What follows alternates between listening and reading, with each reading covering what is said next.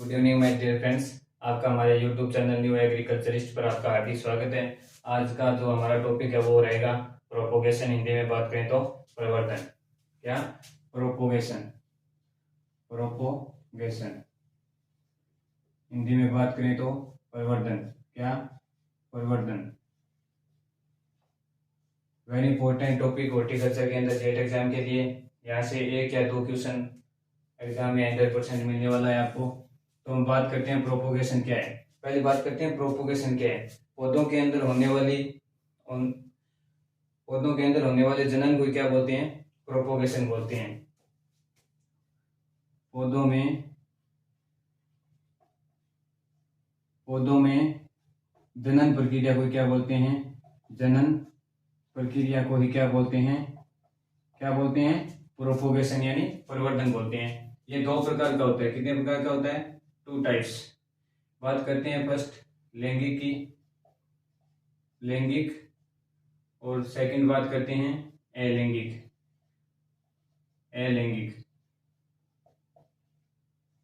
Mainly क्या है, 2 types होता है, लैंगिक और अलैंगिक। वैसे माइक्रो प्रोपोगेशन भी आता है।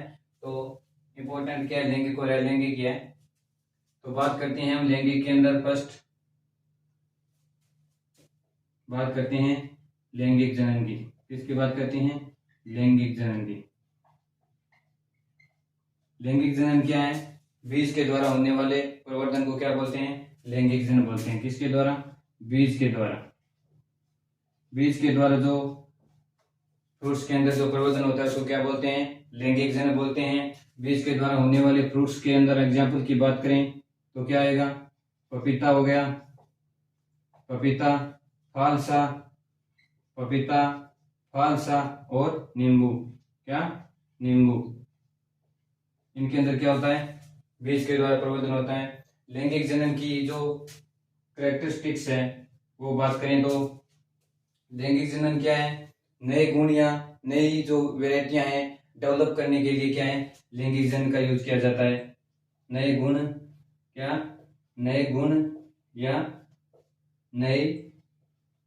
नई वेराइटी यानी किस्मों को, नई किस्म डेवलप करने के लिए, नई वेराइटियां या नए गुण यानी संकर गुण विकसित करने के लिए, वेराइटियों में करने के लिए जो किस्म विकसित की जाती है उसके लिए अपने को क्या करना पड़ता है? लैंगिक जनन करना पड़ता है। लैंगिक जनन से क्या है? नई किस्म डेवलप होगी, वरना नहीं होगी। लैंगिक से नहीं हो पाएगी। किससे होगी?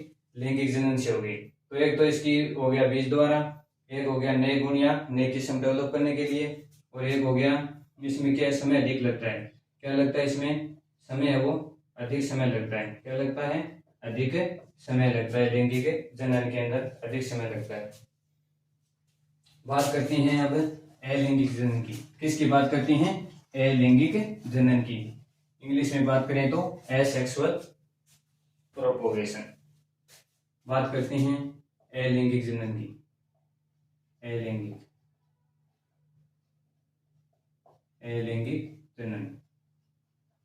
अलैंगिक जनन को वानस्पतिक या कायिक जनन भी बोलते हैं। वानस्पतिक या कायिक जनन। वानस्पतिक या कायिक जनन भी बोलते हैं इसको। वानस्पतिक क्यों बोलते हैं? क्योंकि जड़ के द्वारा, पत्ती के द्वारा या तना के द्वारा प्रवर्धन होता है, इसलिए क्या बोलते हैं इसको? वानस्पतिक प्रवर्धन बोलते हैं। और कायिक जनन क्यों बोलते हैं? क्योंकि जैसे कलम हो गया, क्योंकि कलम यानी कटिंग के द्वारा प्रवर्धन होता है, बडिंग के द्वारा होता है, तो इसलिए इसको क्या बोलते हैं? कटिंग के द्वारा होने वाले प्रवर्धन को कायिक जनन बोलते हैं। क्योंकि उसमें अंदर क्या है, अपने को कलम यूज की जाती है, इसलिए इसको बोलते हैं कायिक जनन। तो बात करते हैं अलैंगिक जनन क्या है।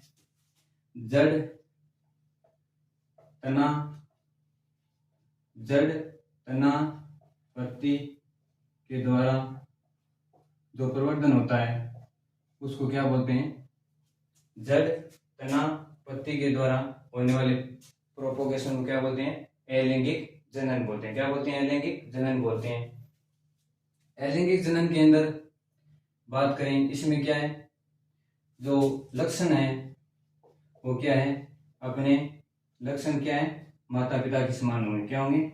माता पिता के यानी पेरेंट्स के समान होंगे। किसके समान होंगे? पेरेंट्स के समान होंगे। किसके समान होंगे? पेरेंट्स के। लक्षण अब किसके समान होंगे? पेरेंट्स के समान होंगे, यानी माता पिता के समान होंगे। और इसमें समय क्या है? कम लगता है। क्या लगता है? समय क्या लगता है? कम लगता है। समय इसमें अलैंगिक जनन के अंदर कम लगता है। अलैंगिक जनन के अंदर बात करें, इसके अंदर टाइप्स हैं। अलैंगिक जनन के अंदर टाइप्स ऑफ एसेक्सुअल, क्या? Asexual propagation. Types of asexual propagation, अलैंगिक जनन के प्रकार की बात करते हैं। अलैंगिक जनन के अंदर प्रकार की बात करें तो इसमें आता है कटिंग हो गया, बडिंग हो गया, ग्राफ्टिंग हो गई। 6 इसके टाइप्स है, वो बात करते हैं अपने। फर्स्ट बात करें कलम के द्वारा, यानी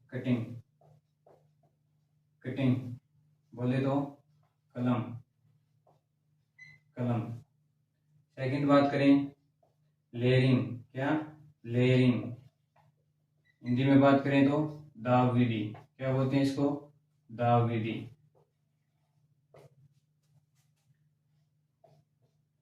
कटिंग, लेयरिंग, बडिंग। क्या? बडिंग। इसको बोलते हैं हिंदी में कलिकायन। क्या बोलते हैं? कलिकायन। क्या बोलते हैं? कलिकायन। नेक्स्ट बात करें डिवीजन। किसकी? डिवीजन बोले तो विभाजन। नेक्स्ट बात करें cutting, layering, budding, division, grafting. क्या? ग्राफ्टिंग। हिंदी में बात करें तो कलम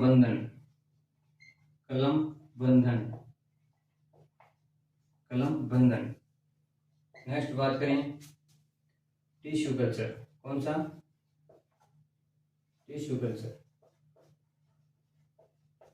हिंदी में बात करें तो उत्तक संवर्धन। कौन सा? उत्तक संवर्धन। टाइप्स ऑफ अलैंगिक जनन। पहला हो गया कटिंग, दूसरा हो गया लेयरिंग यानी दाव विधि, तीसरा हो गया बडिंग यानी कलिकायन, नेक्स्ट हो गया डिवीजन यानी विभाजन, ग्राफ्टिंग हो गया यानी कलम बंधन, और टिश्यू कल्चर हो गया यानी उत्तक संवर्धन।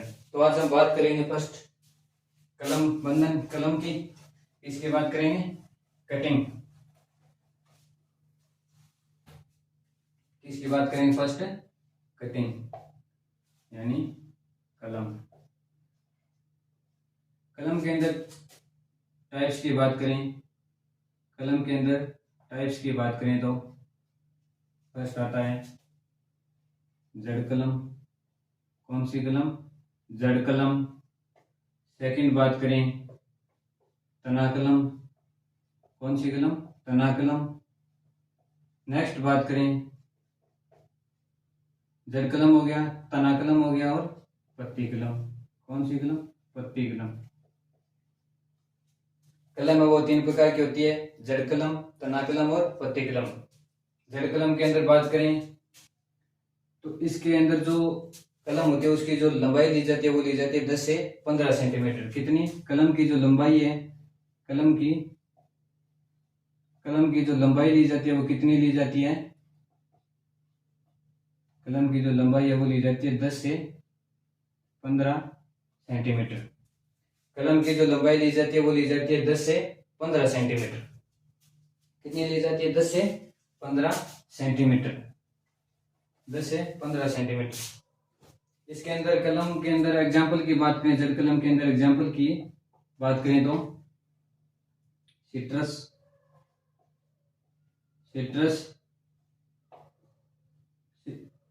जड़ कलम के अंदर एग्जाम्पल की बात करें तो सिट्रस और ब्लैकबेरी। सिट्रस और ब्लैकबेरी। नेक्स्ट बात करें पत्ती कलम की। किसकी बात करें? पत्ती कलम। पत्ती कलम के अंदर एग्जाम्पल की बात करें पत्थर चट्टा। कौन सा? पत्थर चट्टा। इंग्लिश में बात करें तो ब्रायोफिलम। क्या? ब्रायोफिलम। सेकंड एग्जांपल की बात करें तो बिगोनिया। क्या? बिगोनिया। जड़ कलम हो गया, पत्ती कलम हो गया। अब बात करते हैं तना कलम की। इसकी बात करते हैं तना कलम। तना कलम। तना कलम को भी क्या है, अलग 4 भागों में बांटा गया है तना कलम को। ए, बी, सी और डी। बात करते हैं तना कलम के अंदर फर्स्ट कठोर काष्ठीय कलम। कौन सी? कठोर। और दूसरी बात, सेकंड बात करें अर्ध कठोर। अर्ध कठोर, अर्ध कठोर। कोमल काष्ठीय। कौन सी? कोमल काष्ठीय। और अर्वेशियम। शाकीय या अर्वेशियम। शाकीय या अर्वेशियम।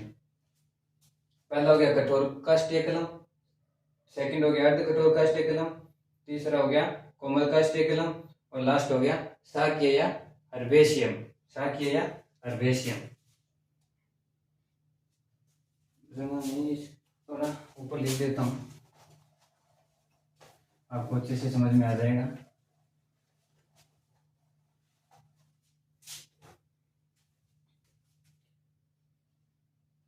कठोर, कौन से? कठोर, अर्ध कठोर, कोमल काष्ठीय, कोमल काष्ठीय और शाकीय या अर्वेशियम। शाकीय या अर्वेशियम।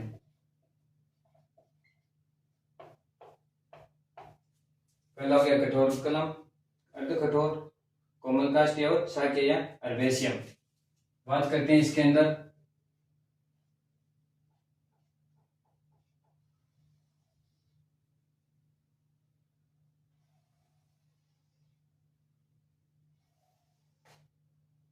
यहाँ तो हो गई कलम की लंबाई कितनी दी जाती है, उम्र हो गई यानी कितने एज की होनी चाहिए कलम, और एक उदाहरण यानी एग्जाम्पल।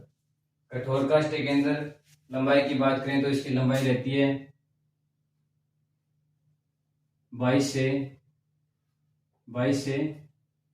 25 सेंटीमीटर। क्या रहती है? 22 से 25 सेंटीमीटर। अर्ध कठोर के अंदर बात करें तो 15 से 20 सेंटीमीटर, 15 से 20।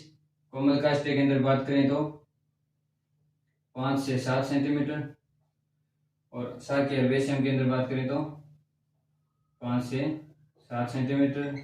5 से 7, एक दो ऊपर नीचे भी हो सकती है, 7 से 9 या 7 से 9 ये भी हो सकती है ना। तो एज की बात करें तो जो कठोर काष्ठीय कलम होती है इसकी वो है कितनी उम्र की पुराना होना चाहिए? 1 से 1.5 वर्ष क्या है? पुराना होना चाहिए। कितना होना चाहिए? 1 से 1.5 वर्ष है वो क्या है? कठोर काष्ठीय कलम। अगर कठोर काष्ठीय कलम से हमें प्रोपोगेशन कर रहे हैं तो उसकी जो उम्र है वो कितना होना चाहिए पुराना? वो कलम 1 से 1.5 वर्ष पुरानी वो क्या है? कलम होनी चाहिए।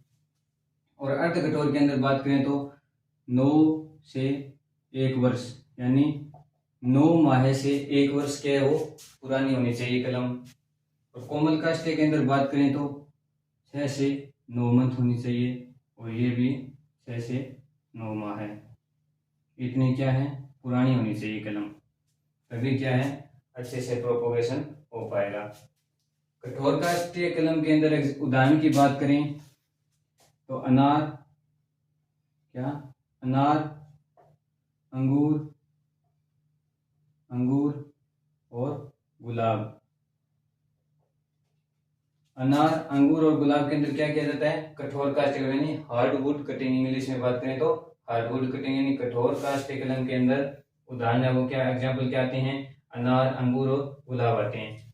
अर्ध कठोर की बात करें तो इसके अंदर एग्जाम्पल की बात करें सेब हो गया, अमरूद हो गया,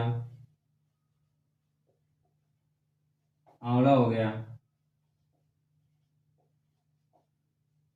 अमरूद, आंवला, सेव, इनके अंदर क्या किया जाता है? अर्ध कठोर काष्ठीय कलम। नींबू भी आता है, क्या? नींबू। सेव, अमरूद, आंवला, नींबू के अंदर कौन सा तना कलम किया जाता है? अर्ध कठोर। कौन सा? अर्ध कठोर, सेमी हार्डवुड कटिंग। इंग्लिश में बात करें तो सेमी हार्डवुड कटिंग। कोमल काष्ठ के अंदर एग्जाम्पल की बात करें तो चमेली। क्या? चमेली। कोमल काष्ठ के अंदर एग्जाम्पल की बात करें तो चमेली। साके या बेशम के अंदर एग्जाम्पल की बात करें तो गुलदाउदी, गुलदाउदी, गुलदाउदी और कार्नेशन।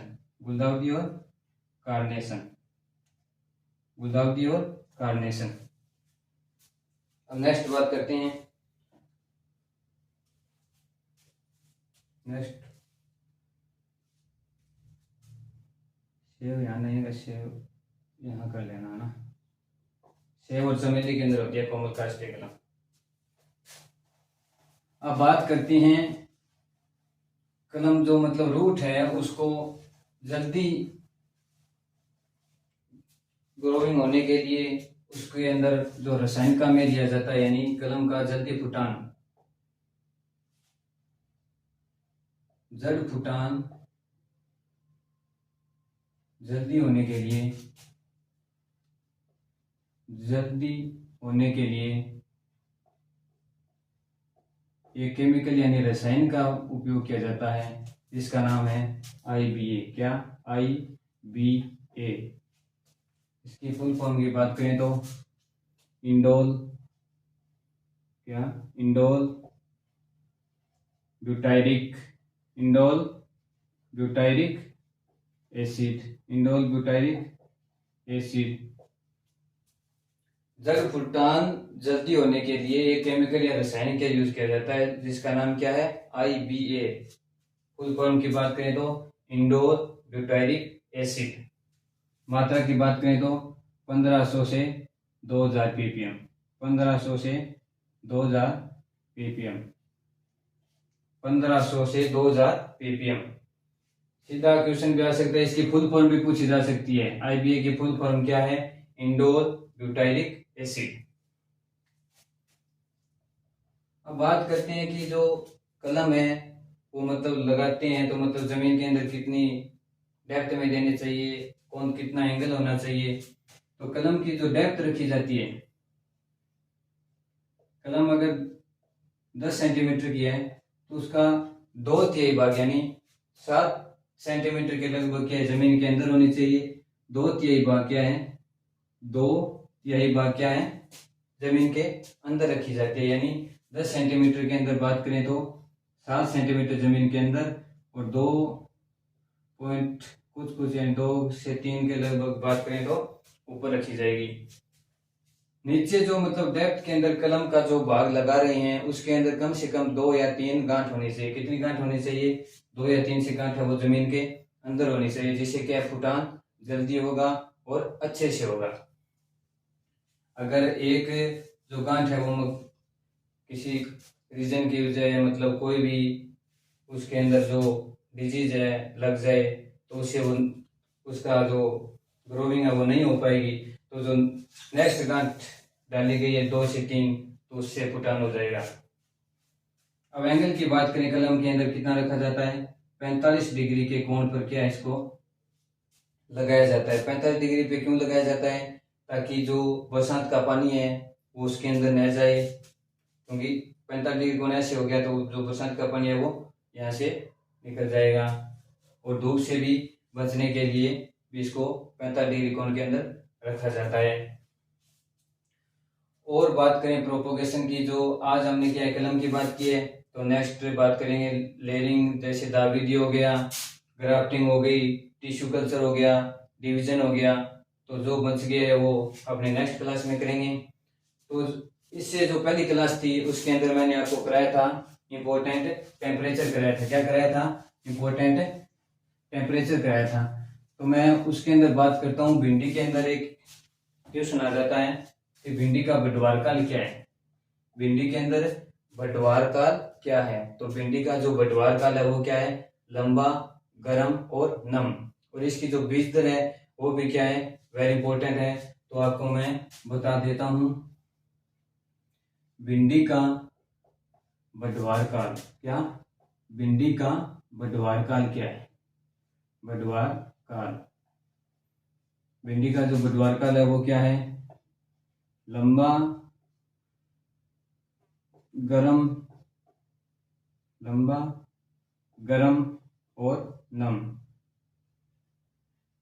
लंबा, गरम और नम क्या है, इसका बढ़वार काल है। इसकी भिंडी की जो बीज दर की बात करें, बीज दर क्या है इसकी, इंपॉर्टेंट है। भिंडी की जो बीज दर है वो क्या है, इंपॉर्टेंट है। वर्षा ऋतु के लिए क्या रहने वाली है और ग्रीष्म ऋतु के लिए क्या रहने वाली है, ग्रीष्म और वर्षा। वर्षा ऋतु के अंदर जो बीज दर है इसकी वो है 8 से 10 केजी पर हेक्टेयर। कितनी, 8 से 10 केजी प्रति हेक्टेयर क्या है इसकी भिंडी की बीज दर है। अगर ग्रीष्म ऋतु के अंदर भिंडी को सोविंग कर रहे हैं तो उसकी है वो क्या है, बीज दर 18 से 20 केजी हो जाएगी, 18 से 20 केजी प्रति हेक्टेयर, 18 से 20 केजी प्रति हेक्टेयर। तो ये भिंडी का क्या है, इंपॉर्टेंट है, बढ़वार काल भी इंपॉर्टेंट है और इसकी जो बीज दर है ये भी क्या है, इंपॉर्टेंट है। तो दोस्तों अगर आपकी हमारी क्लास आपको अच्छी लगती है तो लाइक कीजिए, शेयर भी कीजिए, अपने दोस्तों के पास शेयर कीजिए ताकि ज़्यादा से ज़्यादा आप हमारे से जुड़ोगे। आपका जो फीडबैक है वही क्या है, ज़्यादा मेहनत कराने वाला है। अगर आप कमेंट करते हो, लाइक करते हो, शेयर करते हो तो हमारा भी फर्ज बनता है भी दोस्त अपने को क्या है फॉलो कर रहे हैं, तो इसके लिए अपने को भी मेहनत करनी चाहिए। तो मैं आपसे यही कहना चाहूँगा कि ज़्यादा से ज़्यादा लाइक कीजिए, शेयर कीजिए, कमेंट कीजिए और सब्सक्राइब भी कीजिए। मिलती हैं नेक्स्ट क्लास में। Thank you.